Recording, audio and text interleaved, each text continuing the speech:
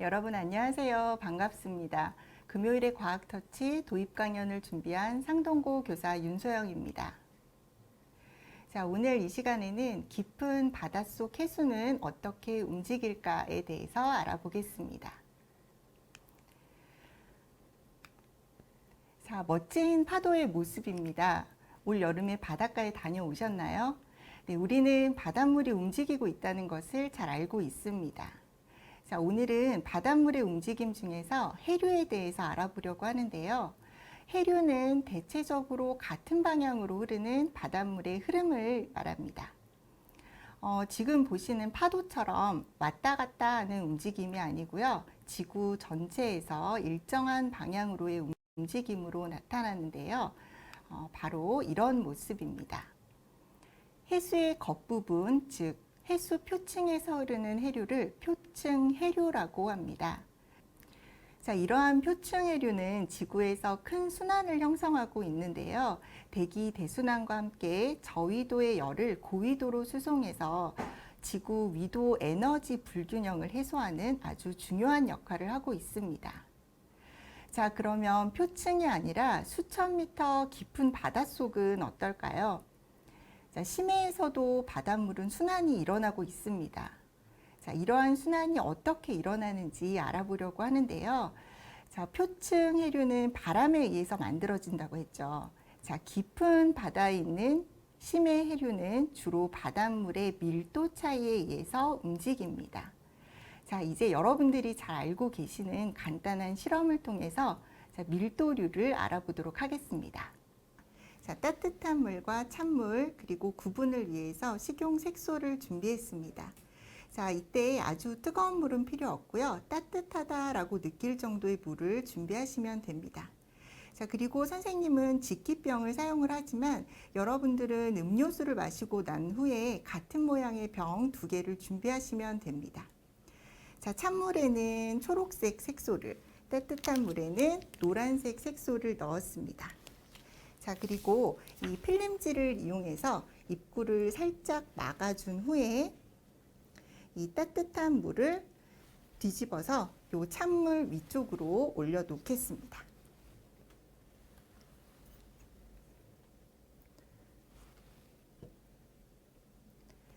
자, 이제 선생님이 필름을 살짝 빼보도록 하겠습니다.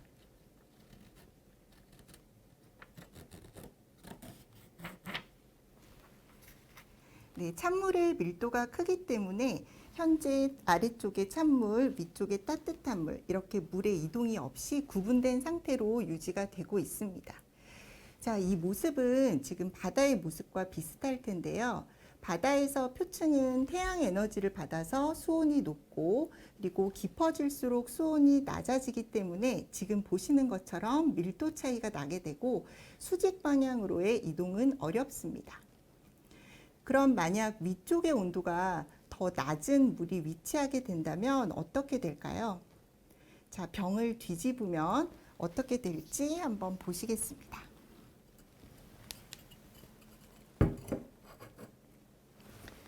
네, 선생님이 깔끔하게 뒤집지 못했는데요. 자, 보시면 위쪽에 있는 찬물은 아래쪽으로 내려가고 따뜻한 물은 위쪽으로 올라가서 물이 섞이게 되는 모습을 볼 수 있습니다. 자, 이렇게 수온에 따른 밀도에 의해서 물이 수직으로 이동할 수 있고요. 또 한 가지 중요한 요인이 있습니다. 바로 염분입니다. 자, 여러분은 같은 온도의 물에 한쪽 병에만 소금을 집어넣어서 같은 방법으로 실험을 해보시면 밀도가 큰 소금물이 아래에 위치하는 것을 확인하실 수 있을 겁니다. 네, 다시 바닷물을 생각해 보겠습니다. 자, 사진은 극지방에 있는 빙하의 모습입니다. 바닷물은 극지방으로 갈수록 더 차가워지겠죠.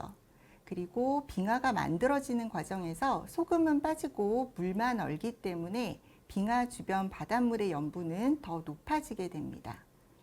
결국 수온은 낮고 염분이 높은 밀도가 아주 큰 바닷물이 만들어지는 거죠.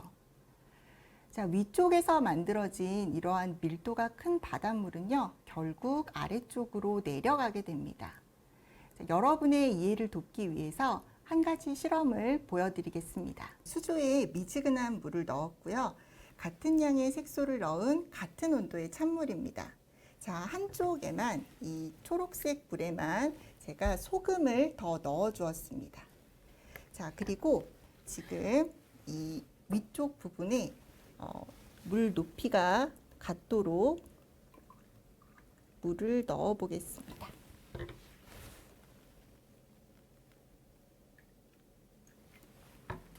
수조 전체에는 미지근한 물이 들어 있고요. 노란색과 초록색은 같은 온도의 찬물이지만 초록색 물에는 소금이 더 들어가 있기 때문에 밀도가 더 크다는 것을 알 수가 있죠.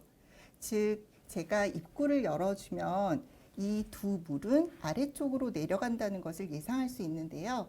두 물에, 즉 노란색과 초록색 물의 차이가 있는지 한번 살펴보겠습니다. 제가 동시에 입구를 열어보겠습니다.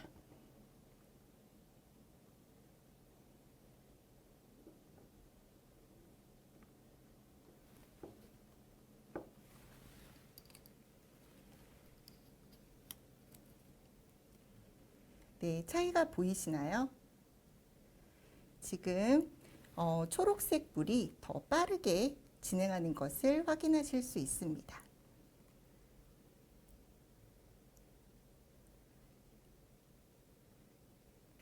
네, 지금 보시는 것처럼 초록색 물이 더 빠르게 진행하시는 것을 확인하실 수 있고요. 그리고 염분이 더 첨가된 초록색 물의 밀도가 더 크기 때문에 초록색이 아래쪽에, 노란색이 그 위쪽에 층을 자리 잡고 있는 것을 확인하실 수 있습니다. 네, 심층순환은 수온과 염분 변화에 의해 밀도 차이가 나고 순환이 이루어지기 때문에 우리는 열염순환이라고도 부릅니다. 이러한 심층순환은 용존산소가 풍부한 표층 해수를 심해로 운반해서 깊은 바닷속까지 산소를 공급해주는 역할을 하고요. 또 심층에 있는 해수가 위로 올라오면서 영양염류를 표층으로 운반해서 해양 생물에게 공급해주는 역할도 하고 있습니다. 자, 다음은 전 지구적인 해수의 순환 모습입니다. 파란색은 차갑고 염분이 높아 밀도가 높은 해수가 침강한 후에 해저 바닥을 따라 이동하는 모습이고요. 빨간색은 따뜻하고 염분이 적어 밀도가 낮은 심층수가 표층으로 이동 후 바람에 의해 원래 지역으로 이동하는 모습입니다. 자, 열염순환은 수직 운동을 하게 되고 이 열염순환과 바람에 의한 표층 순환이 만나면 전 지구적인 해수의 순환이 나타나게 되는 거죠. 자, 이 순환은 아주 천천히 움직이고 있습니다. 지구 전체를 한 번 순환하는데 약 1000년 정도가 걸린다고 합니다. 자, 이렇게 천천히 움직이고 있지만 전 지구적인 해수의 순환은 위도별 열수지의 불균형을 해소하고 용존산소와 영양염류를 공급하는 아주 중요한 역할을 하고 있다는 것을 아시겠죠? 네, 여기서 우리가 고민해 봐야 할 문제가 있습니다. 바로 지구온난화인데요. 지구온난화와 해수의 순환은 어떤 관련성이 있을까요? 지구온난화에 의해 수온이 상승하고 남극과 북극 주변의 빙하가 녹고 있습니다. 뉴스 기사를 보시면 상당한 양의 빙하가 녹고 있다는 것을 아실 수 있습니다. 자, 수온은 상승하고 있고요. 또 빙하가 녹으면 염분이 낮아지기 때문에 해수의 밀도도 더 낮아지게 됩니다. 밀도가 낮아진다는 의미는 깊은 바닷속까지 내려가는 해수의 움직임이 약해진다는 의미가 되는데요. 표층 순환과 심층 순환 중 하나의 순환에 변화가 생기면 전체 해수의 순환에 변화가 일어나게 되고 결국 지구의 기후가 영향을 받게 됩니다. 자, 그럼 우리가 이제 해야 할 일은 무엇일까요? 지구 온난화에 대한 고민과 함께 해류와 이 해류를 움직이는 힘들에 대해서도 끊임없는 연구가 필요할 것 같습니다. 네, 오늘 수고 많으셨습니다. 감사합니다.